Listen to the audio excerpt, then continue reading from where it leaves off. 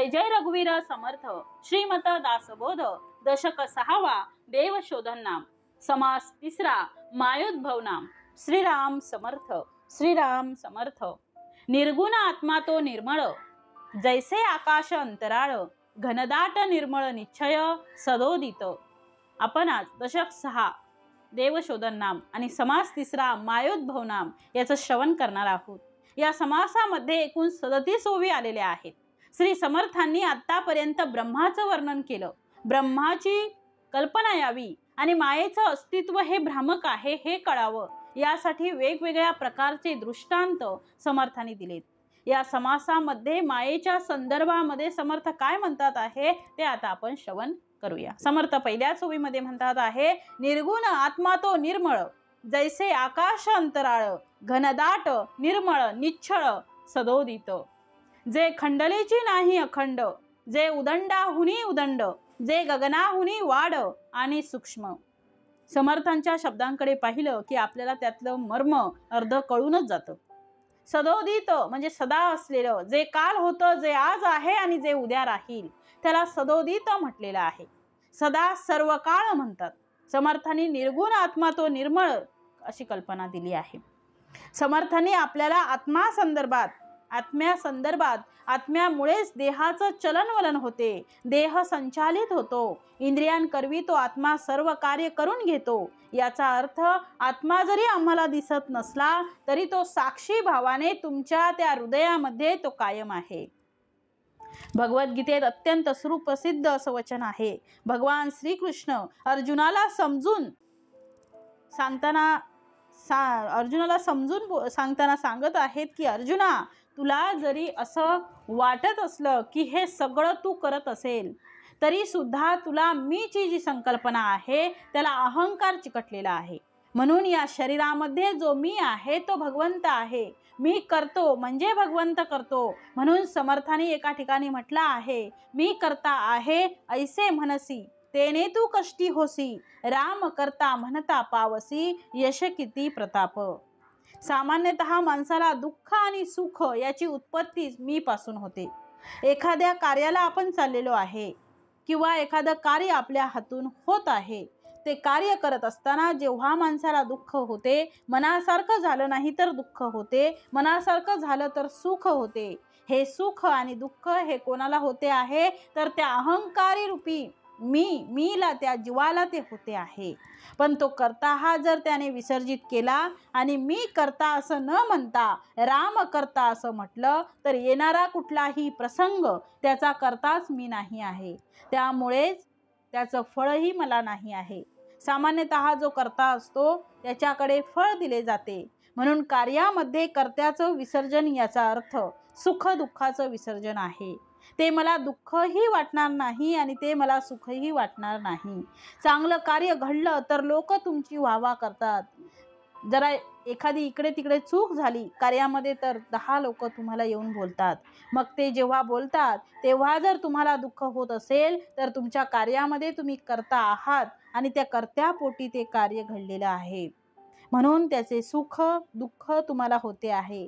जर मला दुःख झालं नाही, मला त्यातून कुठलं सुखही वाटलं नाही तर करणारा राम आहे, सकल करणे जगदीशाचे, असं जेव्हा आपण म्हणतो त्यावेळेस आपल्याला सुख दुःख होत नाही। आता म्हणणे वैखरीने आणि अंतरातून जाणणे हे भिन्न आहे। एखाद्याच्या अंतःकरणाला जर दुःख झालं असेल आणि ते तुमच्या कृतीमुळे त्यांना दुःख वाटत असेल तर त्यातून आपण त्याची क्षमा याचना करावी। एखाद्याने आपल्याला जर श्रेय दिलं असेल आणि हे तुमच्यामुळे चांगलं झालं आहे असं म्हटलं असेल तर त्याचं श्रेय, त्याचं फलित भगवंताला द्यावं, ते भगवंताने केलं असं म्हणावं। सामान्यतः मनुष्य चांगलं केलं तर मी केलं आणि वाईट जर केलं तर त्यासाठी तो कारणं उभी करतो। म्हणून माफी हा शब्द दोन्हीकडे वापरता येतो। क्षमा मागणे, क्षमा करणे हे समस्येतून मुक्त होण्याचं लक्षण आहे। भगवान गौतम बुद्धांचं हे प्रसिद्ध वाक्य आहे। ते म्हणतात, क्षमा करा नाहीतर क्षमा मागा, म्हणजे समस्येतून सुटा। कारण समस्येला कारणच आपणच असतो। मी करता असं म्हटलं की समस्या उभी झाली। कार्य करता झाला की मनुष्याला सुख दुःख प्राप्त होणार आहेत। जय झाला तर आनंद आहे, पराजय झाला तर दुःख आहे. पण जय पराजय या दोन्ही गोष्टी जर परमेश्वराकडे अर्पण केल्या तर आपल्याला सुखही होणार नाही आणि दुःखही कळणार नाही. मग माझा भाव, समर्थ म्हणतात, मग माझा भाव कोणता राहील? तर भगवंताने माझ्याकडून करून घेतलं, मी करता नाही, माझ्याकडनं झालं. म्हणून सत्पुरुष, संत पुरुष, महापुरुष हे नेहमी मी केलं असं न म्हणता ते माझ्याकडून झालं असं ते म्हणतात. करणारा कोणीतरी वेगळा आहे याचा अर्थ मी नाही.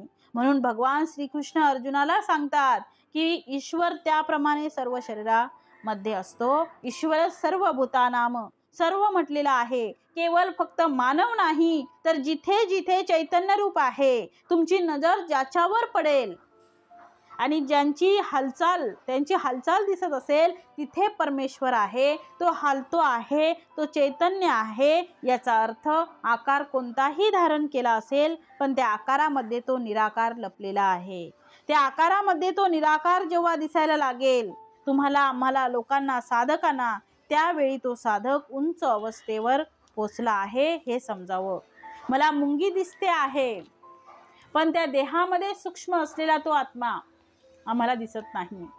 तो सूक्ष्म आत्मा ईश्वरच सर्व भूतानाम, सर्व भूत प्राणी मात्रांमध्ये तोच वास करतो आहे. तो हत्तीमध्ये आहे, तो वाघामध्ये आहे, तो चिमणीमध्ये आहे, तो कावळ्यामध्ये आहे, तो माणसामध्ये आहे. तो सर्वत्र नटलेला आहे आणि तो नुसता नटला नाही आहे तर ज्याप्रमाणे एखाद्या वाहनावर वाहन चालक आरूढ होतो, बसतो आणि तो वाहन चालवतो त्याप्रमाणे गाडी चालत नाही. त्याप्रमाणे म्हणजे तो बसला तरच गाडी चालणार, नाही तर गाडी चालत नाही. त्यामध्ये बसलेला जो चालक आहे त्या चालकाने ते सगळं संचलित केलं आणि त्याला ऑर्डर दिली आणि त्याप्रमाणे त्याने त्याचा वापर केला तर ते संपूर्ण साधन कार्य करू लागते. तसं आमचं शरीर हे साधन आहे आणि त्या साधनाला चालवणारा चालक तो भगवंत आहे. तो बसला आहे म्हणून साधन चालते आहे. तसं देह प्राप्त आहे पण त्या देहामध्ये तो परमेश्वर आहे म्हणून ते सगळं चालते आहे. त्या परमेश्वराने आपलं अस्तित्व इथे काढून घेतलं की ते सगळं जड आहे. म्हणून समर्थ म्हणतात आहे, निर्गुण आत्मा तो निर्मळ जैसे. आता दृष्टांत दिला आहे, समर्थ सांगतात आहे, दृष्टांतासोबतच सांगतात आहे. दृष्टांत हा सुद्धा एक आधार आहे समजून सांगण्याचा.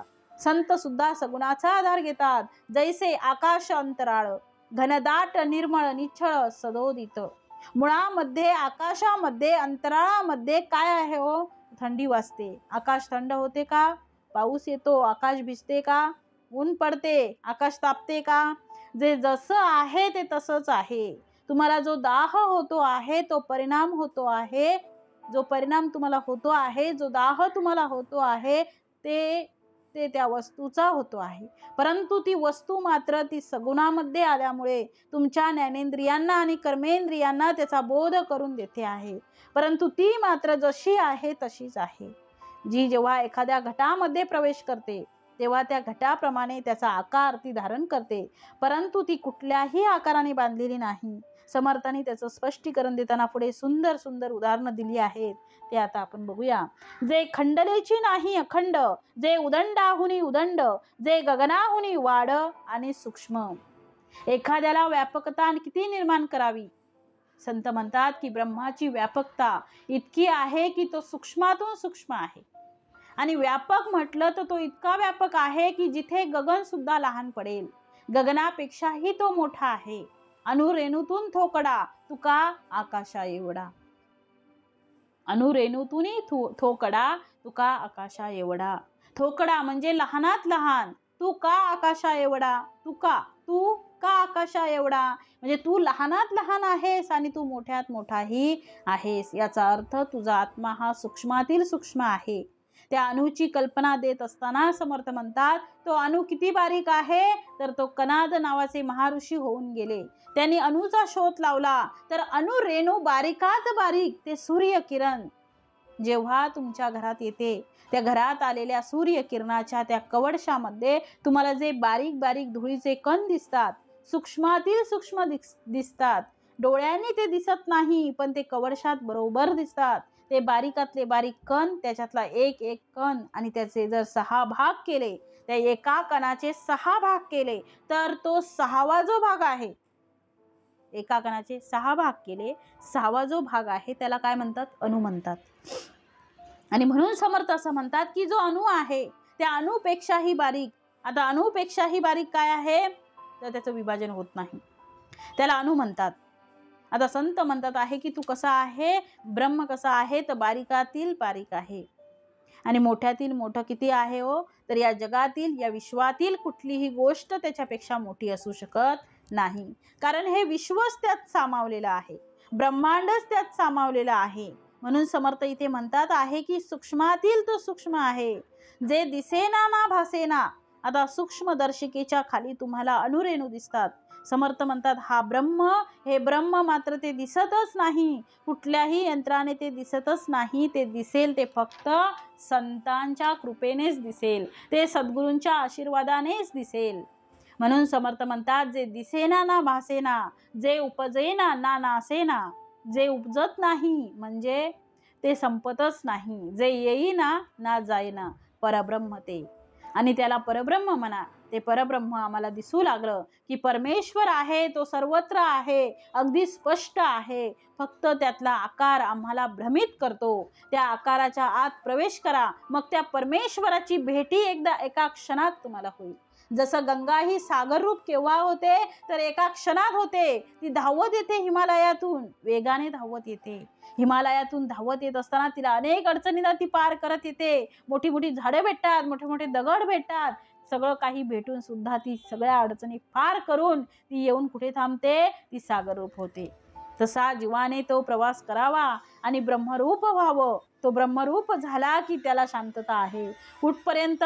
ती गंगा धावते तोपर्यंत. जोपर्यंत ती धावत आहे तोपर्यंत ती प्रवाही आहे. पण एकदा सागरात आली, ती सागरात येऊन मिळाली की ती शांत होते. त्याप्रमाणे आपण परब्रह्म स्वरूप आहोत. ते कळण्यासाठी, आम्ही ब्रह्मरूप होण्यासाठी काही क्षणाची आवश्यकता नाही. फक्त तुम्हाला ते कळलं की सगळं वळलं. म्हणून समर्थांचा बोध खूप सुंदर आहे, ते आपण श्रवण करूया. समर्थ म्हणतात आहे जे सन्मुखची सर्व काळ. आता किती वर्णन केलंय समर्थाने हो, सूक्ष्मातील सूक्ष्म वर्णन केलंय. किती उत्तमाचा समास आहे हो. समर्थ करतील तेवढं कमीच आहे. समर्थांचा एक एक शब्द हा खूप मोलाचा आहे, त्याची किंमत आपण करूच शकत नाही. समर्थ म्हणतात जे सन्मुखची सर्व काळ.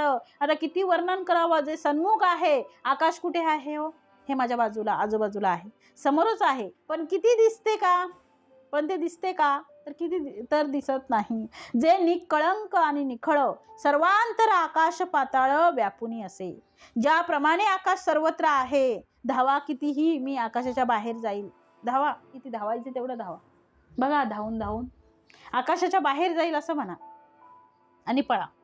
एखाद्या मॅरेथॉन मध्ये धावणारा मनुष्य किलोमीटर मध्ये धावेल, पण मी आकाशाच्या बाहेर जाऊन दाखवेल असा म्हणून धावा.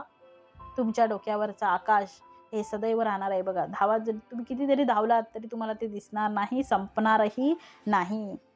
कारण ते अखंड आहे, अखंड राहणार आहे. तू आहे तोपर्यंत राहणार आहे. तुम्ही म्हणजे तुमचा देह. त्या आकाशाच्या बाहेर जसं माणसाला जाता येत नाही, त्याप्रमाणे आम्हाला परब्रह्माच्या बाहेर जाता येत नाही आणि म्हणून ते आम्हाला दिसत नाही. एखादी वस्तू आम्हाला पाहायची आहे. पृथ्वीचा जेव्हा शोध लावला की पृथ्वी गोल आहे, चौकोनी आहे, त्रिकोणी आहे, चपटी आहे, कशी आहे, कसं कळावं? म्हणून या वैज्ञानिकांनी पृथ्वीच्या बाहेर जे गेले, त्या गुरुत्वाकर्षणाच्या बाहेर गेले, पृथ्वीच्या दूर गेले आणि दुरून पाहिलं की ती पृथ्वी कशी आहे. मग ती लक्षात आली की ती गोल आहे. ती स्वतःभोवती फिरते आणि सगळ्या ग्रहांभोवतीही फिरते.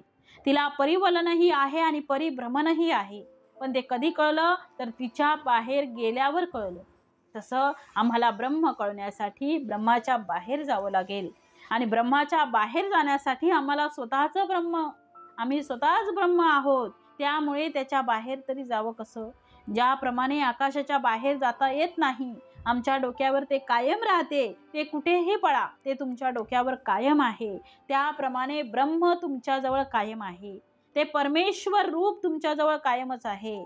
ते फक्त जाणा, कुठेच जायची गरज पडणार नाही. कुठेच जायची गरज पडणार नाही. ठाईच बसून करा एक चित्त. ठाईच बसून करा एक चित्त. अविनाश ते ब्रह्म निर्गुण, नासे ते माया सगुण, सगुण आणि निर्गुण कालवले. या कर्दमाचा विचार करू जाणती योगेश्वर, जैसे क्षीर आणि नीर राजहंस निवडिती. जड सवळ पंचभूतिक, त्यामध्ये आत्मा व्यापक, तो नित्यानित्य विवेक पाहता कळे. श्री समर्थांनी ओवी क्रमांक 6 मध्ये माया आणि ब्रह्म याची कल्पना यावी म्हणून समर्थ म्हणतात आहे अविनाश ते ब्रह्म निर्गुण. ब्रह्म, पण कुठलं ब्रह्म, तर ते अविनाश ते निर्गुण ब्रह्म आहे. जे निर्गुण आहे असं ब्रह्म अविनाशी आहे.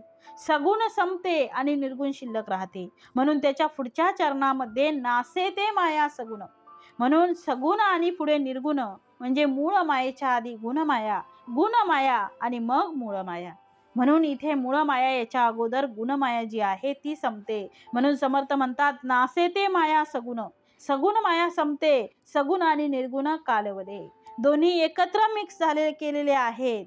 याचा कर्दम केलेला आहे. कोणी केला तो काला, तर तो काला परमेश्वराने केलेला आहे. एका बाजूला माया आहे आणि दुसऱ्या बाजूला ब्रह्म आहे. ब्रह्म आणि माया एकमेकात असं कालवलेले आहे की त्या ब्रह्मातून त्या मायेला अलग करता येत नाही आणि त्या मायेतून ब्रह्माला अलग करता येत नाही. ब्रह्म अलग झाला की माया संपली.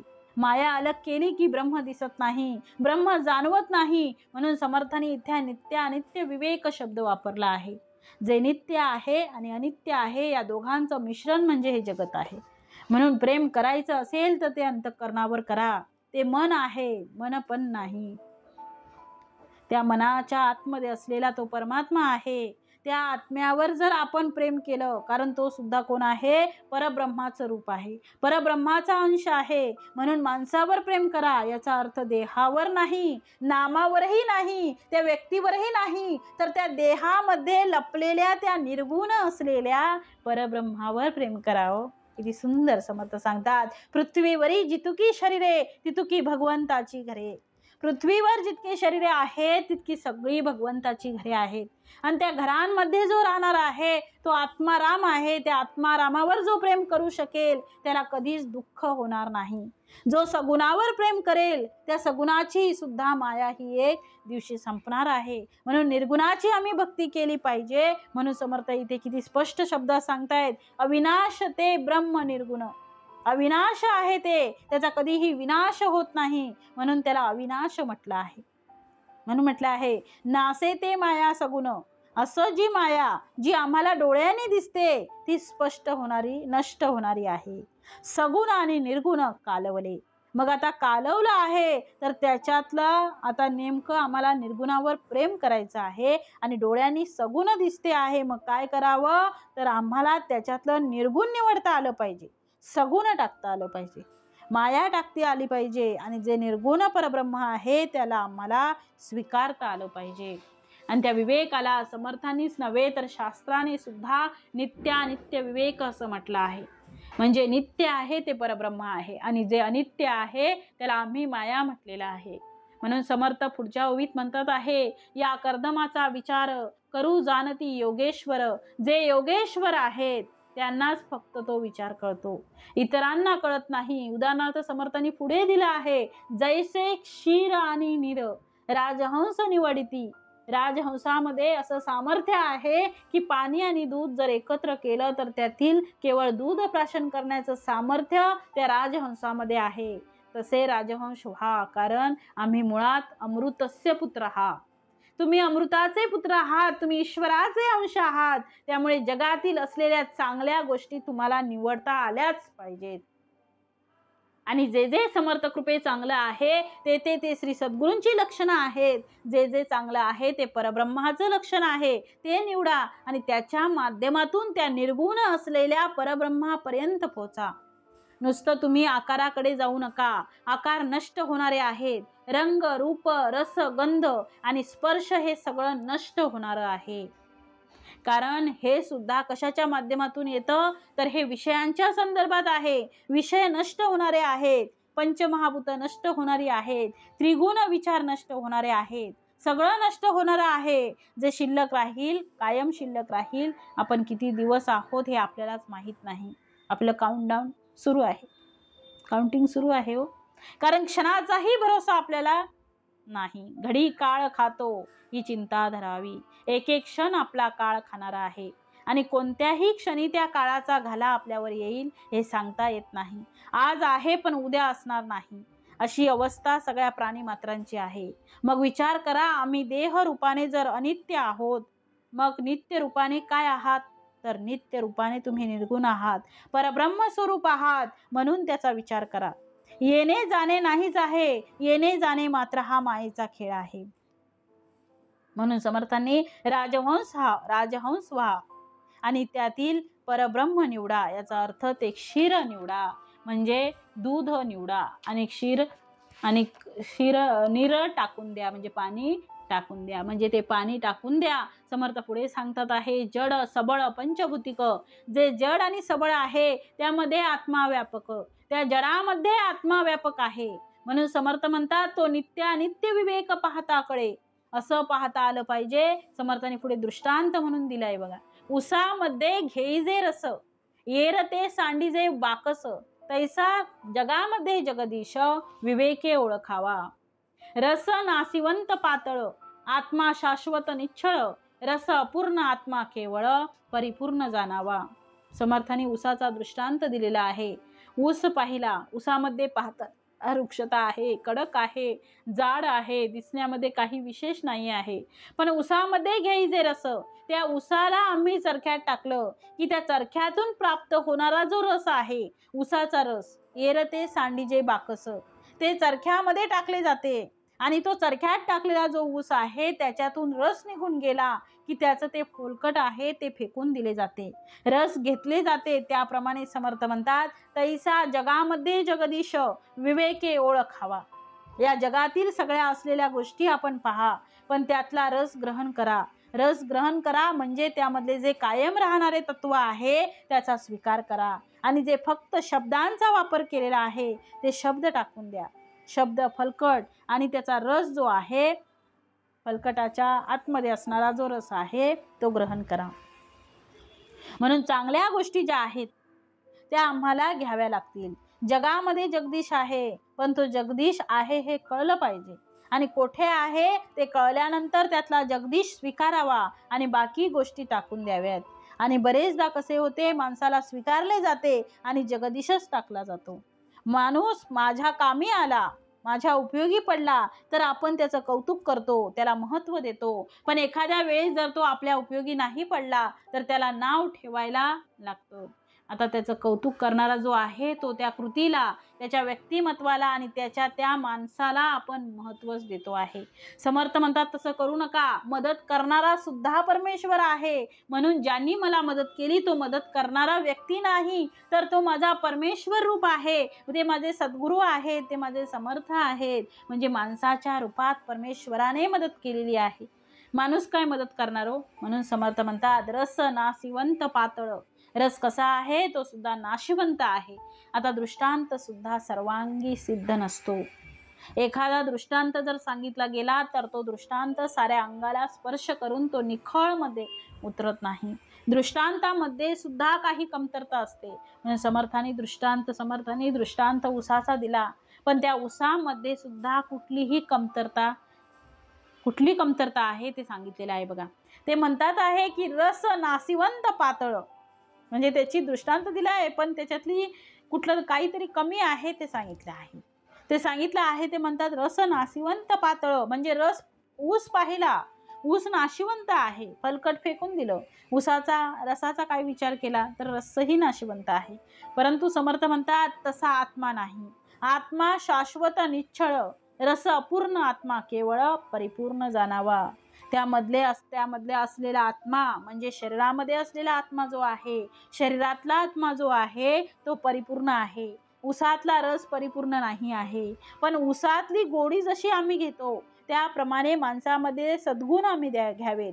माणसामध्ये असणारा जो आत्मा आहे त्यावर आम्ही प्रेम करावं आणि त्याला आपलं म्हणावं. कारण खऱ्या अर्थाने नातलग जे आहेत ते जे आहेत, माझं आणि तुमचं नातं काय आहे तर आत्म्याचं नातं आहे. माझा आत्मा एकाच परमेश्वरापासून निर्माण झालेला आहे आणि तुझाही आत्मा सुद्धा एकाच परमेश्वरापासून निर्माण झालेला आहे. म्हणून तुझा आणि माझा आत्म्याचा संबंध आहे.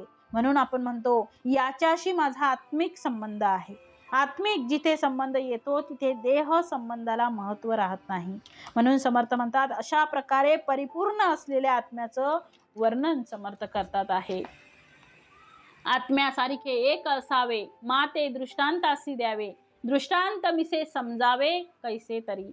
ऐसी आत्मस्थिती संचली तिथे माया कैसी झाली, जैसी आकाशी वाहिली झुळूक वायूची. वायूपासून तेज झाले, तेजापासून आप निपजले, आपापासून आकारले भूमंडळ.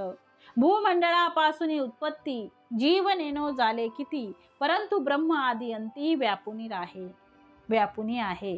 जे जे काही निर्माण झाले ते ते अवघेची नासले, परी मुळी ब्रह्म ते संचले जैसे तैसे. जसं आहे तसं कायम राहिलं. असं जगात एकच गोष्ट आहे ती म्हणजे परब्रह्म. म्हणून समर्थांनी कशापासून काय निर्माण झालं त्याची एक यादीच दिली आहे. ऐसी आत्मस्थिती संचली, येथे माया कैसी निर्माण झाली. माया कशी निर्माण झाली सांगा बरं. तर समर्थ म्हणतात जैसी आकाशी वाहिली झुळूक वायूची. माया म्हणजे काय हो, तर वायूची झुळक आहे. या वायूपासून तेज निर्माण झालं म्हणजे वायूपासून अग्नी निर्माण झाला, त्या अग्नीपासून पाणी निर्माण झालं म्हणजे आप, तेजापासून आप निपजले, आपापासून आकारले भूमंडळ, तेजापासून आप निपजले, आपापासून आकारले भूमंडळ. या पाण्यापासून पृथ्वी तयार झाली, भूमंडळ. या भूमंडळापासून नंतर उत्पत्ती झाली म्हणजे काय झालं तर उत्पत्तीतून जीव निर्माण झाले. त्याची संख्या मी सांगू शकत नाही, त्याची अगणित आहे. 84 लक्ष जीवयोनी आहेत, परंतु ब्रह्म आधीही आहे आणि अंती पण आहे. अशी एकच गोष्ट आहे आणि ती गोष्ट म्हणजे परब्रह्म आहे. म्हणून समर्थ चरणामध्ये म्हणतात आहे इथे जे जे काही निर्माण झालं, जन्म झाला याचा अर्थच मृत्यू फायनल आहे. जन्म झाला म्हणजे मृत्यू झाला, मृत्यू आहे.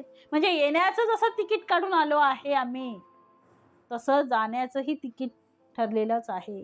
रामरायांची गाडी आली, चल बाई लवकर जायचं. सायोज्यतेचे तिकीट काढा सार्थक होण्या जगण्याचं. रामरायांची गाडी आली, चल बाई लवकर जायचं. सायोज्यतेचे तिकीट काढा सार्थक होण्या जगण्याचं. सायोज्यतेचं तिकीट काढा, पुन्हा जन्म मृत्यू नको. सायोज्यतेचं तिकीट काढा सार्थक होण्या जन्माचं. रामरायांची गाडी आली, चल बाई लवकर जायचं. आपल्याला लवकर जायचं आहे म्हणून आम्हाला सायोज्यतेचं तिकीट काढा. ते तिकीट काढलं की रिटर्न तिकीट नाही आहे. म्हणून जो जन्मला त्याचा मृत्यू निश्चित आहे, ज्याचा मृत्यू झाला त्याचा जन्म सुद्धा निश्चित आहे. म्हणून जन्म मृत्यूच्या फेऱ्यातून जर निसटायचं असेल तर सायोज्यतेचं तिकीट काढा असं सांगतात. म्हणून समर्थ इथे म्हणतात आहे की जे जे काही निर्माण झाले ते ते अवघेची नासले, परी मुळी ब्रह्म ते संचले जैसे तैसे. मूळ याचा अर्थ त्याच्या मुळाशी. जैसे तैसे ते मूळ जसं आहे ते तसं राहिलं. आम्ही जसे आहोत तसे कायम राहणार आहोत, कारण आम्ही ब्रह्मस्वरूप आहोत. आम्ही नष्ट होणार नाही, आम्ही मरणार नाही आहे. मरेल ते शरीर मरेल तो तुमचा स्थूळ शरीर संपेल, स्थूळ शरीर नष्ट होईल, पण आमचं जे ब्रह्मस्वरूप आहे हे नष्ट होणार नाही. म्हणून आम्ही ब्रह्मस्वरूप आहोत, आम्ही अमृताचे पुत्र आहोत, आम्ही अमराचे पुत्र आहोत. अमर म्हणून देव, अमर कोण आहे? देव. म्हणून आम्ही जसं आहोत तसं राहणार आहोत. पण तसं म्हणजे देवाचे पुत्र आपण आहोत, पण तसं राहण्यासाठी आम्हाला आमची ओळख झाली पाहिजे. म्हणून समर्थ मायेचं वर्णन करतात. घटापूर्वी आकाश असे, घटामध्ये आकाश भासे, घट फुटता न नासे, आकाश जैसे तैसे परब्रह्म केवळ अचळ आणि अढळ, मध्ये होत जात सकळ सचराचर. जे जे काही निर्माण झाले ते ते आधीच ब्रह्मे व्यापिले, सर्व नाशता उरले अविनाश ब्रह्म. ऐसे ब्रह्म अविनाश तेची सेविती ज्ञाते पुरुष, तत्व निरशने आपणास आपण लाभे. तत्वे तत्व मिळविले त्यासी देहे नाम ठेविले, ते जाणते पुरुष शोधिले तत्वे तत्व.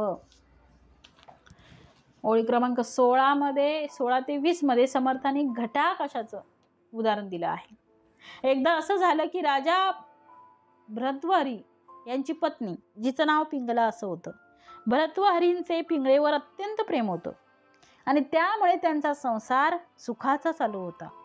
पण एक दिवस असा भर्तृहरींच्या जीवनात आला की त्यांची पिंगला नावाची अत्यंत प्रिय अशी पत्नी मरण पावली. क्षणभर संपूर्ण जगत भर्तृहरींना शून्यासारखं वाटलं. आता आपल्या जगण्यालाही काही अर्थ नाही. म्हणून ते मोठ्याने रुदन करू लागले. शेवटी लोकांनी सांगितलं की राजे, पत्नीचा अंत्यसंस्कार करणं गरजेचं आहे. म्हणून भर्तृहरींनी आपल्या पत्नीला स्मशानामध्ये नेलं. पण भर्तृहरींचं इतकं प्रेम होतं तिच्यावर की त्या प्रेमापोटी त्यांना ते सहनच होईना. लहान मुलं ज्याप्रमाणे एखाद्या वस्तूसाठी रडतात त्याप्रमाणे ढाय मोकळून तिथे सुद्धा भर्तृहरी रडू लागले. राजे होते, लोक समजत होते, पण त्यांना पटत नव्हतं. माझा संसार बुडाला, माझा संसार संपला असं ते म्हणत होते. आता माझ्या जगण्याला काहीही अर्थ राहणार नाही. योग असा आला की तेथून जाणारे गोरक्षनाथ यांनी भर्तृहरींचे ते वाक्य ऐकले. त्याचं रुदन पाहिलं आणि गोरक्षनाथांनी या भर्तृहरींना भेट घेण्याच्या निमित्ताने ते तिथे गेले. त्यांनी पाहिलं की पत्नी गेलेली आहे, तो रडतो आहे. गोरक्षनाथ काहीही बोलले नाही. गोरक्षनाथांनी बाजूला तो माठ होता तो माठ उचलला, हातातून खाली टाकला. तो माठ फुटला आणि फुटल्याबरोबर गोरक्षनाथ लहान मुलासारखे ढसाढसा रडू लागले, आवाज काढून रडू लागले. एका बाजूला पत्नी गेली म्हणून भर्तृहरी रडतात आहे आणि दुसऱ्या बाजूला गोरक्षनाथ, हाय मेरी पिंगला असं म्हणून आपल्या पत्नीचं नाव घेऊन, तुझ्यामुळे मला आजपर्यंत सुख मिळत होतं, आता तू गेली, आता माझं कसं होणार, आता माझं हे जगत शून्य झालेलं आहे, माझं जगत शून्य भासे. गोरक्षनाथ पण रडत होते. ते म्हणत होते, हाय मेरे मडके. या दोघांचं रडणं एकापेक्षा एक रडत होते. 4 लोकांनी विचारलं, हे काय चालू आहे? तर गंमत अशी झाली की एक रडणारा जर असेल तर त्याच्या बाजूला त्याच्यापेक्षा मोठा रडणारा आवाज काढून रडणारा जर असेल तर पहिला रडणारा जो आहे त्याचं रडणं थांबतं. जसं बघा, लहान मुलं 2 असतात. 2 लहान मुलं, एक खूप भोकाडपासून रडतोय, पण दुसरा जर त्याच्या पुढे जर दुसऱ्या मुलाला जो गप्प आहे त्याला मारलं आणि तो जर खूप मोठ्याने रडू लागला तर पहिला जो रडतो ना तो शांत बसतो आणि तो का रडतो म्हणून त्याच्याकडे बघत बसतो. तसंच यांचं झालं. गोरक्षनाथ का रडतायत हे तो लक्ष द्यायला लागला.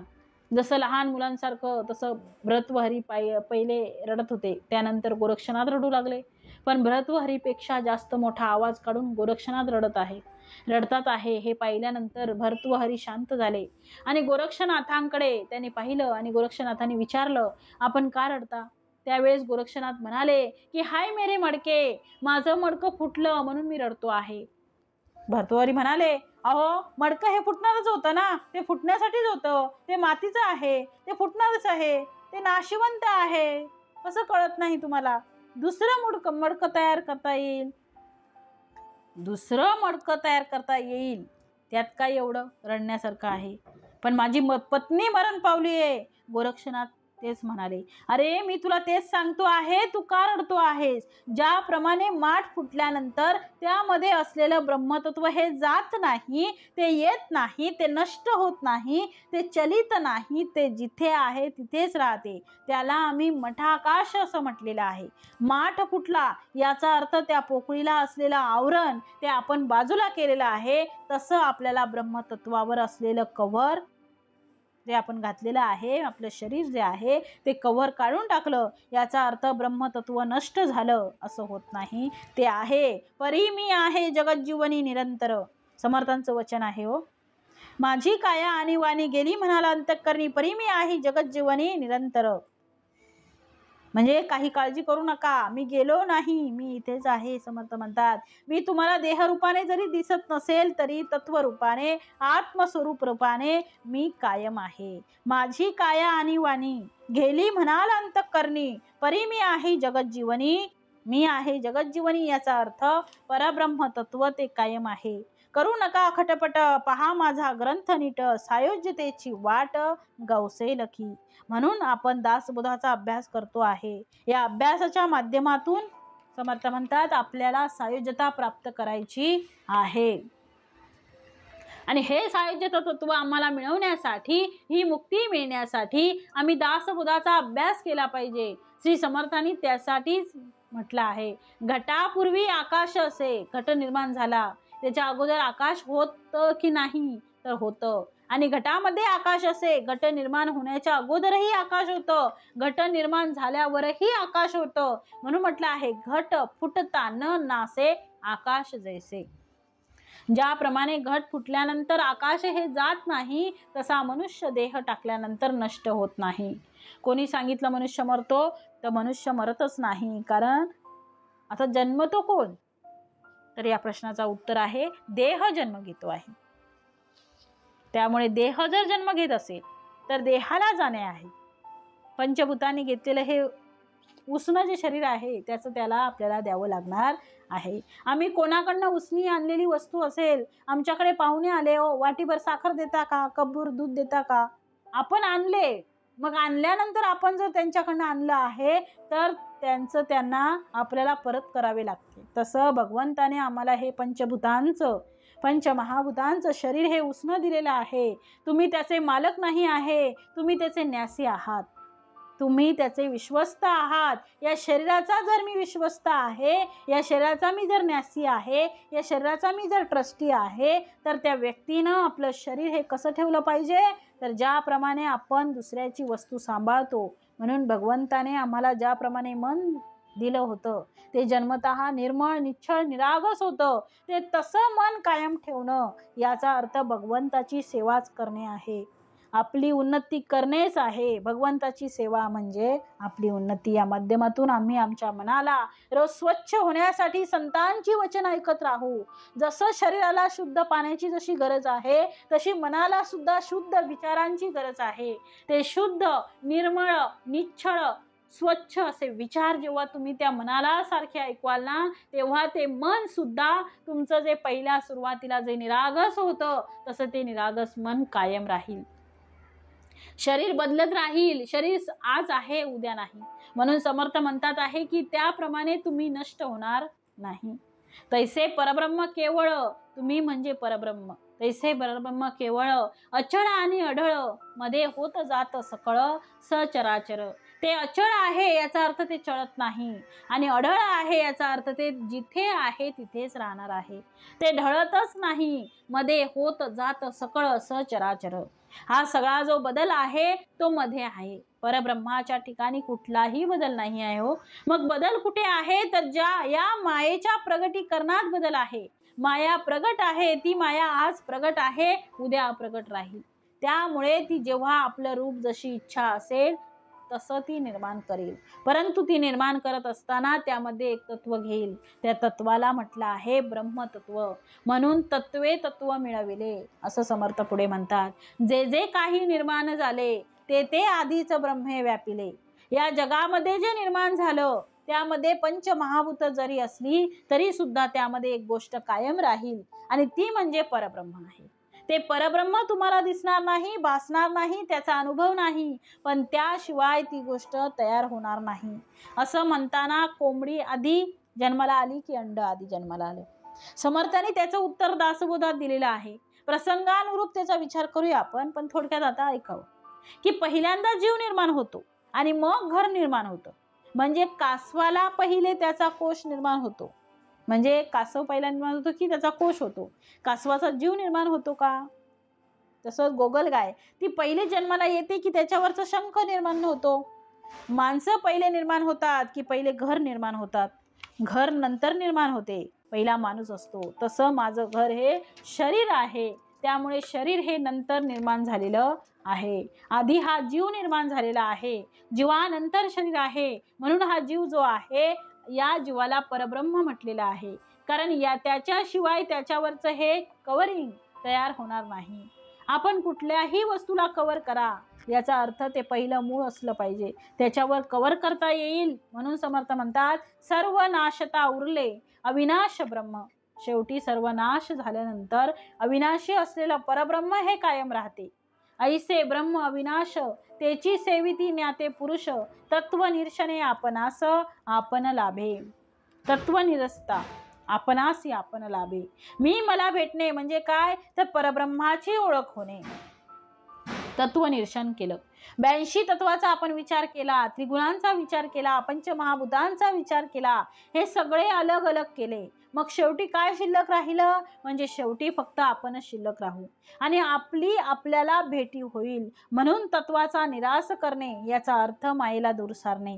माया दूर गेली की ब्रह्म प्रगट झालं. मायेच्या पडद्यामुळे आम्हाला ब्रह्माचं सत स्वरूप दिसत नाही. मी वाचन करतो आहे पण वाचताना माझ्या डोळ्यासमोर चष्मा आहे आणि या चष्म्याला जर धूळ असेल तर मला जे वाचायचं आहे ते मला पाहायचं आहे, जे मला अनुभवायचं आहे ते अनुभवता येणार नाही. त्याप्रमाणे आम्हाला आमच्या जीवाला या मायेची जर धूळ लागलेली असेल, मायेमुळे जर पलीकडची वस्तू स्पष्ट दिसत नसेल तर त्याच्यावर एकच इलाज आहे, ती माया बाजूला करणे.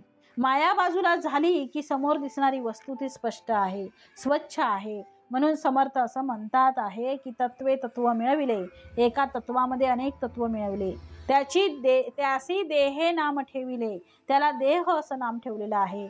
तत्वामध्ये तत्व मिसळलं की त्याचं नाव देह.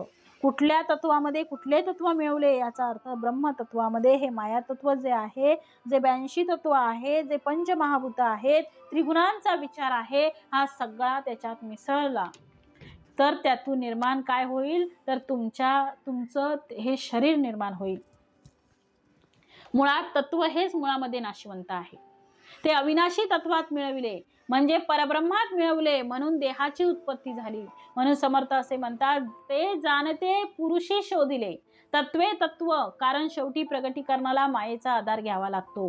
म्हणून समर्थ म्हणतात, मायेच्या बळे करी मी स्तवन, तरी माया झाली लज्जायमान. काय करू? त्या निर्मात्याची आपल्याला कल्पना यावी म्हणून मी कितीही प्रयत्न केला तरी सुद्धा सरस्वती माता हात टेकते.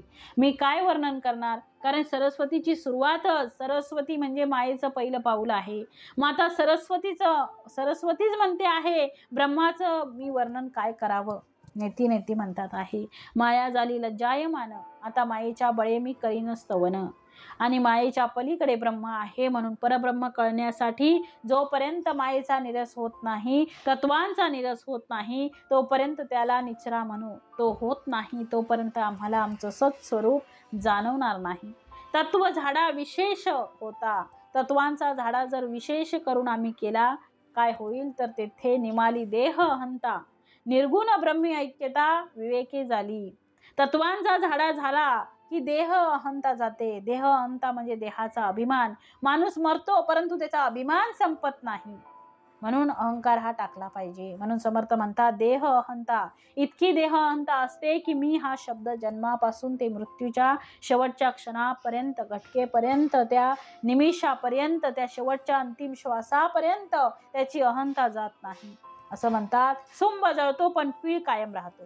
त्याप्रमाणे माणूस म्हातारा जरी झाला, केस जरी पिकले तरी सुद्धा तो आपली अहंता काही सोडत नाही. म्हणून समर्थ म्हणतात आहे, तत्व झाडा निशेष होता, तेथे निमाली देह अहंता, निर्गुण ब्रह्मी ऐक्यता विवेकी झाली. जर तुम्ही विवेकाने जर वागले, विवेकाची साथ घेतली, विवेकाची आणि तुमची जर ऐक्यता झाली तर तुम्हाला परब्रह्म स्वरूप जाणवणार आहे आणि तुम्ही परब्रह्म स्वरूप आहात याची अनुभूती येणार आहे. म्हणून विवेकाचा विचार करा. म्हणून समर्थ म्हणतात, विवेके करावे कार्य साधन, नर्तनू जाणार हे जाणून. आपला देह संपणार आहे म्हणून विवेकाचा वापर करा. विवेकाचा वापर करणे याचाच अर्थ माया आणि ब्रह्माला वेगळं करणे. माया आणि ब्रह्म वेगळं करून आपण ब्रह्माचा स्वीकार करणे आणि मायेचा त्याग करणे. मायेचं मिथ्यत्व जाणणे, ओळखणे, त्यामध्ये लिप्त न होणे, याचा अर्थ विवेक आहे. विवेक निशिदिनी वरा, मग विठ्ठल येईल घरा. मग निशिदिने वरा, विवेक निशिदिने वरा, मग विठ्ठल येईल घरा. वरा म्हणजे स्वीकार करा. आम्ही विवेकाचा स्वीकार केला तर विठ्ठल आमच्या घरी येईल, याचा अर्थ तुम्ही परब्रह्म परमेश्वर स्वरूप आहात याची तुम्हाला अनुभूती येईल. विवेके देहाकडे पाहिले, विवेकाने देहाकडे पाहिलं, तो तत्वे तत्व ओसरले, तत्वाने तत्व ओसरून गेलं. आपण काही नाही आले प्रत्ययासी. जेव्हा तत्व संपून जातात तेव्हा समोरच्याला परब्रह्माशिवाय दुसरं काही दिसतच नाही. म्हणून तत्वे तत्व ओसरले, एका तत्वाने म्हणजे परब्रह्म तत्वाने बाकी असलेले जे नाशिवंत तत्व आहे त्या गोष्टी सोडून दिल्या तर काय होईल? आपण काही नाही आले प्रत्ययासी. मी आता नाहीच राहिलो. जेव्हा मी जे विसर्जन होते तेव्हा परमेश्वर प्राप्ती होते. म्हणून संत तुकाराम महाराज म्हणतात, देव पहावया गेलो आणि देवची होऊन ठेलो. मी देव पाहण्यासाठी गेलो आहे, पण देव तर मला भेटला नाही. तूच परमेश्वर स्वरूप आहे, तू सद्गुरु स्वरूप आहे, तू ब्रह्म स्वरूप आहे, याची अनुभूती आली. म्हणून समर्थ पुढे म्हणतात, आपला आपण शोध घेता, मी माझा शोध घ्या. जगामध्ये कुठे आनंद नाही, तुमच्यात आनंद आहे हो. फक्त जगात कुठेही समाधान नाही, ते समाधान फक्त तुम्ही तुमच्यामध्ये राहिलात तरच समाधानी आहात. जगात कुठेही धन्यता नाही, तुम्ही तुम्हाला धन्य केलं पाहिजे. सगळ्या गोष्टी ठाईच बैसोनी करा एकचित्त. एका ठिकाणी बसलं पाहिजे. आम्ही आमचं चिंतन केलं पाहिजे. रोज दिवसातून काही जपाला वेळ द्या, काही थोडा ध्यानाला वेळ द्या, मनशांतीला वेळ द्या. किती धावपळ हो, किती मरमर, किती माणसाच्या डोक्याला त्रास. आणि हा कशासाठी? हा प्रश्न जर स्वतःला विचारला तर तुमच्या मनात येईल की खरी गोष्ट आहे. आम्ही आयुष्यभर मर्मन करतो आहे पैशासाठी, मुलांसाठी, मुलांच्या भविष्यासाठी, पण आयुष्याच्या शेवटी सुद्धा आपल्या लक्षात येते की एवढं करून सुद्धा काहीही फायदा नाही. म्हणून समर्थ म्हणतात, आता जरा शांत व्हा, स्वतःचा विचार करा. आपणा विना निर्गुण ब्रह्म, हेची निवेदनाचे मरवर्म. तत्वासारिसा गेला भ्रम, मी तू पराचा. मी पाहता आढळेना, निर्गुण ब्रह्म ते चळेना. आपण त्याची परी कळेना, सद्गुरु विन. मी आणि तू या द्वैतांना आपण संपवलं की आता आपण आणि आपणच शिल्लक राहणार. कोणी नाही आहे या जगात, कोणी दिसते आहे याचा अर्थ अजून द्वैत शिल्लक आहे. आता मला माझ्याशिवाय काहीही दिसत नाही याचा अर्थ अद्वैत त्याला कळलेलं आहे. ब्रह्माची त्याला अनुभूती आली आहे आणि तोच ब्रह्म आहे हे त्याला कळून आलेलं आहे. मी तू पणाची केली बोळवण, एका जनार्दनी श्री सद्गुरु ध्यान. श्री सद्गुरूंच्या कृपेने मी आणि तुझी बोळवण केलेली आहे. तेव्हा तुम्हाला परमेश्वर स्वरूप आपण आहोत याची अनुभूती येईल. म्हणून समर्थ म्हणतात, आपणा विना निर्गुण ब्रह्म, हेची निवेदनाचे वर्म. तत्वा सरिसा गेला भ्रम, मी तू पणाचा. निवेदन मी तुम्हाला काय सांगतो आहे तर आपण निर्गुण ब्रह्म आहात. तत्व टाकून दिलं आणि भ्रम करून घेतला की मी आणि तूचा. आरशासमोर तुम्ही उभे राहिले आणि त्या आरशासमोर असलेल्या त्या प्रतिबिंबाशी भांडू लागले. तिसरा माणूस येईल, हा कोणाशी भांडतो आहे तर तो म्हणेल, नाही मी समोर असलेल्या माझ्या व्यक्तीशी भांडतो आहे. तर तो काय म्हणेल, तिसरा जो माणूस आलेला आहे, अरे तो तिसरा कोणी व्यक्ती नाही आहे, तो आरसा आहे, तुझंच ते प्रतिबिंब आहे, तूच तुझ्याशी भांडतो आहे. तेव्हा त्याच्या लक्षात येईल की आरशामध्ये असलेलं प्रतिबिंब हे माझंच प्रतिबिंब आहे आणि माझं प्रतिबिंब मला दिसते आहे. आता मी प्रतिबिंबाशी भांडणार नाही. बिंब आणि प्रतिबिंब ते एकच होईल जेव्हा तो डोळ्यासमोरचा आरसा निघून जाईल. तो आरसा निघून जाणे याचा अर्थ मायेला सारून नेणे. माया सारली गेली, माया बाजूला झाली की मी बिंब आहे आणि मीच प्रतिबिंब आहे, कारण माझ्याशिवाय दुसरं जगात काहीच नाही आहे. म्हणून पुढे म्हटलं आहे, मी पण पाहता आढळेना, आता मी शिल्लकच राहिलो नाही. निर्गुण ब्रह्म ते चळेना, आता मी जसा आहे तसा कायम आहे. तैसे परब्रह्म. हा देह संपला तरी परब्रह्म शिल्लक राहणार आहे आणि ते परब्रह्म तुम्ही आहात. म्हणून मरणाचा खेद ज्याला कळत नाही त्याने करावा. मरणाचा सोहळा आहे म्हणून पुण्यतिथी ही सत्पुरुषांची केली जाते. जन्मदिवस हा अवतारी पुरुषांचा केला जातो. जसं भगवान श्री विष्णूंचे जेवढे अवतार आहेत त्या प्रत्येक अवतारांचा जन्मदिवस आम्ही साजरा करतो. म्हणून श्रीरामनवमी, श्रीकृष्ण जन्माष्टमी, हनुमंतांचा जन्म, भगवान महावीरांचा जन्म, भगवान गौतम बुद्धांचा जन्म, जे आमच्या उद्धारासाठी जन्माला आले ते अवतारी पुरुष आणि त्यांनी ठरवून टाकलं आहे म्हणून त्यांचा जन्मदिवस साजरा करतात. पण ज्या लोकांनी जन्म घेतला आणि त्या आयुष्यभर समाजाची सेवा केली, आयुष्यभर समाजाच्या उद्धाराचा प्रयत्न केला आणि स्वतः परब्रह्म स्वरूप झाले, त्यांची आम्ही पुण्यतिथी साजरी करतो. म्हणून समर्थ म्हणतात, निर्गुण ब्रह्म ते चळेना, आपण त्याची परी कळेना, सद्गुरुविन. पण आपण आहोत हे मात्र कळण्यासाठी श्री सद्गुरूंशिवाय पर्याय नाही. म्हणून आपण सद्गुरूंना शरण जाऊया आणि परमेश्वराला प्रार्थना करूया की हे भगवंता, माझ्या सत् स्वरूपाची मला ओळख करून देण्यासाठी सद्गुरूंची मला भेटी घालून दे. कारण समर्थ म्हणतात, आत्मा हा कसा आहे, निर्गुण आहे, निर्मळ आहे. तो आकाश अंतराळाप्रमाणे घनदाट आहे, तो निश्चळ आहे, निर्मळ आहे. हा अखंड उदंडाहुनी उदंड आहे, गगनाहुनी व्यापक आणि सूक्ष्म आहे. जो दिसत नाही आत्मा, दिसत नाही, भासत नाही, उमजत नाही, उपजत नाही, नासत नाही, कुठे येत नाही, जात नाही, असे ते परब्रह्म आहे समर्था. असं परब्रह्म आहे. समर्थ सुरुवातीला पासून म्हणत होते की चळत नाही, परब्रह्म हे चळत नाही, ढळत नाही, तुटत नाही, फुटत नाही, रचले जात नाही आणि खचतही नाही. ते सर्व काळ सन्मुखच असते, निष्कलंक आणि निश्चळ असून आकाश पाताळ आदी सर्वांच्या अंतरी व्यापून असते. ते परब्रह्म निर्गुण असून अविनाशी असते, तर माया ही सगुण असून नाश पावते. मायेमध्ये सगुण आणि निर्गुण कालवलेले असते. जसं पाणी मिसळलेले दूध असेल तर राजहंस काय करतो, आताच आपण श्रवण केलं, जसं त्यांना निवडून दूध ग्रहण करतो आणि तो पाणी बाजूला करतो, त्याप्रमाणे सगुण निर्गुणाच्या मिश्रणाचा विचार योगेश्वर करू शकतात. अचेतन आणि शबल असलेल्या पंचभौतिक सृष्टीत आत्मा ओतप्रेत व्यापक असतो. तो नित्यानित्य विवेकाच्या योगे कळतो. जसा उसामधला रस ग्रहण करून तो उरलेली जी फलकट आहे त्याचा त्याग करावा, त्याप्रमाणे या पंचभौतिक जगामध्ये असलेला जगदीश विवेकाने आपण ओळखावा. उसाचा रस पातळ असतो, बघितला आपण, नाशवंत असतो, पण आत्मा शाश्वत आहे, निश्चळ असतो, रस अपूर्ण असतो, तर आत्मा केवळ परिपूर्ण असतो. आत्म्यासारखे दुसरे एखादे असेल तर त्याचा दृष्टांत देता आला असता, पण त्याच्यासारखे समर्थ म्हणतात त्याच्यासारखं दुसरं नाहीच आहे. आत्म्यासारखे दुसरे एखादे असेल तर त्याचा दृष्टांत देता आला असता, पण त्याच्यासारखे दुसरे नाहीत. तरीही दृष्टांतामुळे विषय जरा तरी समजतो, म्हणून दृष्टांत दिला आहे. आकाशात वायूची झुळक यावी तशी आत्मस्थितीच्या ठिकाणी माया आली, म्हणून वायूपासून तेज झाले, तेजापासून जल उत्पन्न झालं, जलापासून पृथ्वी आकारास आली. भूमंडळापासून किती जीव उत्पन्न झाले हे सांगता सुद्धा येत नाही, परंतु त्या सर्वांच्या आधी अंती ब्रह्म व्यापून आहे. जे जे काही निर्माण होते ते सर्व नाश पावणार आहे, पण मुळात ब्रह्म सर्वत्र संचलेला आहे, जे जसंच्या तसं आहे. घट निर्माण होण्याआधी आकाश असतेच, घट निर्माण झाल्यावर त्या घटामध्येही आकाश भासू लागते, पण नंतर घट फुटला तरी आकाश जसेच्या तसेच असते, त्याचा नाश होत नाही. तसेच परब्रह्म केवळ अचळ आणि अढळ असते, सर्व चराचर त्यात होत जात असते. जे जे काही निर्माण होते ते आधीच ब्रह्माने व्यापलेले असते. त्या निर्माण झालेल्या सर्वांचा नाश झाला तरी ब्रह्म अविनाशी असल्याने जसेच्या तसे राहते. म्हणून समर्थांनी म्हटलंय, तैसे परब्रह्म केवळ अचळ आणि अढळ, मध्ये होत जात सकळ सचराचर. जे जे काही निर्माण झाले ते ते आधीच ब्रह्मे व्यापिले, सर्व नाशता उरले अविनाश ब्रह्म. ऐसे ब्रह्म अविनाश तेची सेविती ज्ञाते पुरुष, तत्व निरशने आपणास आपण लाभे. असे अविनाशी जे ब्रह्म त्याचा ज्ञाते पुरुष आश्रय घेतात, विवेकाने सर्व तत्वांचे निरसन करीत गेले की आपल्याला स्वस्वरूपानुभव प्राप्त होतो.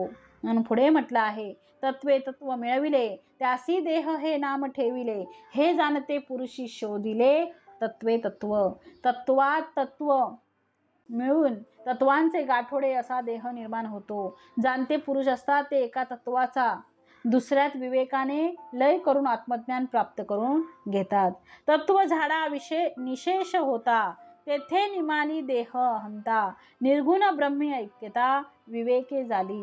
देह हे तत्वांचे गाठोडे आहे आणि आपण त्याहून वेगळे आहोत हे कळून आल्यावर देहांची अहंता नष्ट होते आणि विवेकाच्या योगे निर्गुण ब्रह्म हे आपले स्वरूप आहे हे कळले की त्याच्याशी एकरूपता प्राप्त होते. विवेकाने देहाकडे पाहिलं की तत्वात तत्व लय पावते व आपण काही नाहीच याचा माणसाला प्रत्यय येतो. निर्गुण देहाकडे पाहिले तो तत्वे तत्व ओसरले, आपण काही नाही आले प्रत्ययासी. आपला आपण शोध घेता, आपली तो माईक वार्ता, तत्वांती उरले तत्वता निर्गुण ब्रह्म. आपला आपण शोध घेऊ लागल्यावर आपले अस्तित्व ही माईक गोष्ट आहे हे कळते. सर्व तत्वांचे निरसन झाल्यावर फक्त निर्गुण ब्रह्म तेवढे राहते. आपण ज्याला मी म्हणतो तो राहतच नाही. आपणाविन निर्गुण ब्रह्म हेची निवेदनाचे वर्म, तत्वा सरिसा गेला भ्रम मितूपणाचा.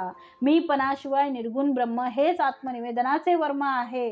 तत्वांचे संपूर्ण निरसन झाले की मीतूपणाचा भ्रम नाहीसा होतो. मी पाहता आढळेना, निर्गुण ब्रह्म ते चळेना, आपण त्याची परी कळेना सद्गुरुविन.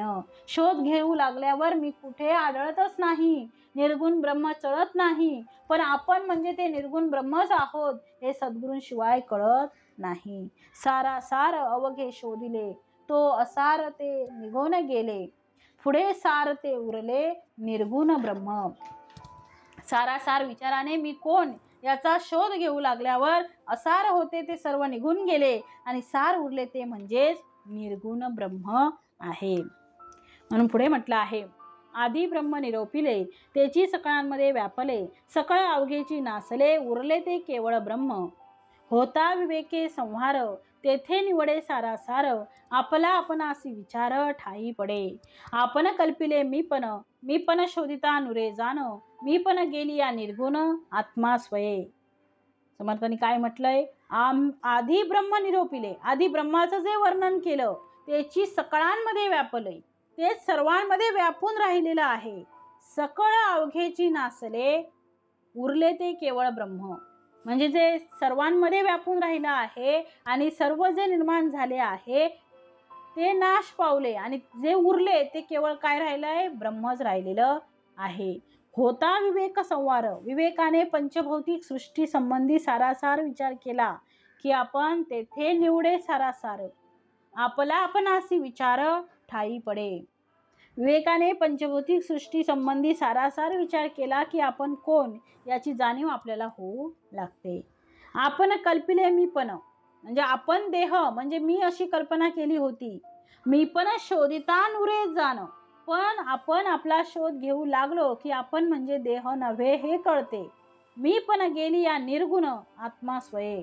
याप्रमाणे शोध करता करता मी म्हणजे मन नव्हे, मी म्हणजे बुद्धी नव्हे. समर्थ म्हणतो काय, मी म्हणजे मन नव्हे, मी म्हणजे बुद्धी नव्हे, असे करता करता मीच शिल्लक राहत नाही. मी जाऊन फक्त काय होतो, मी पण गेली या निर्गुण आत्मा स्वये. मी जाऊन फक्त निर्गुण आत्मा तेवढा उरतो व तोच आपण असा अनुभव येतो.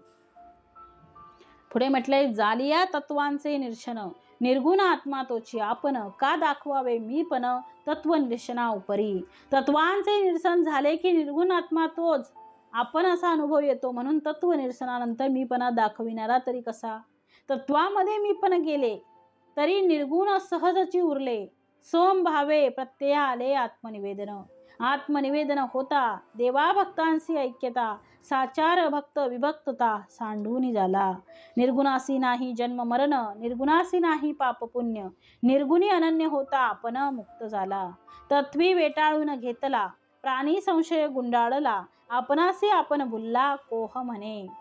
समर्थांनी म्हटलंय, तत्वांचं निरसन झालं की निर्गुण आत्मा तोच असा अनुभव आपल्याला येतो. म्हणून तत्व निरसनानंतर मी पण दाखवणारा तरी कसा आहे. म्हणून पुढे म्हटलंय, तत्वांमध्ये मी पण गेलो, मी पण तत्वामध्ये गेलो तरी निर्गुण सहजची उरले. तत्वांमध्ये मी पण म्हणजे मी देह हे नाहीसे होऊन केवळ काय उरलं, तर केवळ निर्गुण ब्रह्म सहजची उरले. निर्गुण ब्रह्म तेवढं साहजिक शिल्लक उरते. सोहम भावे प्रत्यय आले आत्मनिवेदन. तोच मी म्हणजे सोहम भावाने तसा अनुभव आल्याने सहजच आत्मनिवेदन घडते. पुढे म्हटलंय, आत्मनिवेदन होता देवा भक्तांशी ऐक्यता, साचार भक्त विभक्तता सांडूनी झाला. आत्मनिवेदन होताच देवाची भक्ताची ऐक्यता झाली आणि विभक्तता जाऊन तो खराखुरा भक्त बनला. निर्गुणासी नाही जन्म मरण, निर्गुणासी नाही पाप पुण्य, निर्गुणी अनन्य होता आपण मुक्त झाला. निर्गुणाला जन्म मरण नाही, निर्गुणासी नाही जन्म मरण, निर्गुणासी नाही पाप पुण्य, निर्गुणाला जन्म मरण नाही, निर्गुणाला पाप पुण्य नाही, निर्गुणी अनन्य होता आपण मुक्त झाला. त्यामुळे निर्गुणाशी एकरूप होताच तो मुक्त होतो.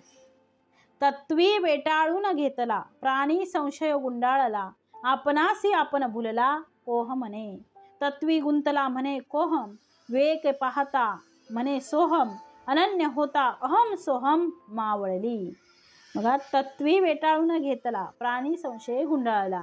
जीव विनाशी तत्वाने वेढलेला असतो, त्यामुळे तो संशयात गुरफटून जातो आणि म्हणून त्याला आपल्या स्वरूपाचा विसर पडून तो कोहम कोहम म्हणजे मी कोण आहे असं म्हणू लागतो. म्हणून समर्थांनी पुढे म्हटलंय, विवेके पाहता म्हणे सोहम. मी कोण आहे कोण आहे असे म्हणू लागला. तत्वात ज्यावेळी गुंतलेला असतो तेव्हा कोहम कोहम म्हणजे मी कोण आहे मी कोण आहे असे म्हणतो. पण पुढे म्हटलंय विवेक पाहता मने सोहम, म्हणजे विवेक उत्पन्न झाला की सोहम म्हणजे मीच तो, मी तोच आहे असे म्हणतो लागतो. अनन्य होता अहम सोहम मावळली आणि स्वस्वरूपानुभावाने जीव ब्रह्मैक्य झाले, म्हणजे तो अनन्य झाला की अहम आणि सोहम दोन्ही मावळतात. या उपरी उर्वरित त्याची स्वरूप संत देही असोनी देहातीत जाणीचे ऐसा. यानंतर जे शेष राहते तेच नित्य त्रिकाला बाधित आत्मस्वरूप आहे. देही असून मग तो या प्रकारे देहातीत होतो. संदेह वृत्ती तेन भंगे मनोनी बोलिलेची बोलावे लागे, आम्हासी हे घडले प्रसंगे श्रोती क्षमा करावे. किती सुंदर ओव्या आहेत बघा. समर्थाने शेवटच्या ओळीत दिले, संदेह वृत्ती लवकर नष्ट होत नाही म्हणून पूर्वी बोललेलेच परत बोलावे लागते, म्हणून श्रोत्यांनी क्षमा करावी. इति श्रीदास बोधे गुरुशिष्य संवादे मायुद्भवनाम समास तिसरा. जय जय रघुवीर समर्थ.